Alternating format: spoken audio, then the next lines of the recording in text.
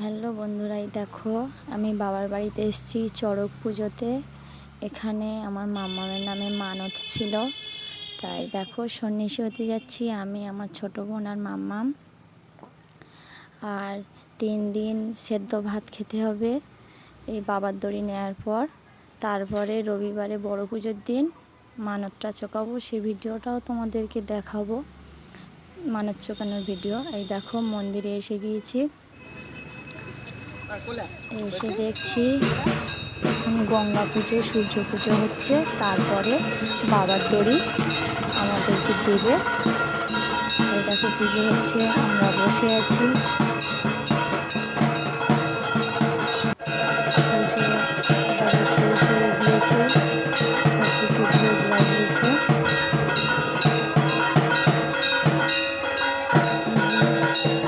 দেখো এই যে বাবার দড়ি গলাতে নিয়েছি, এবার আমরা বাড়ি করতে যাচ্ছি। টাটা।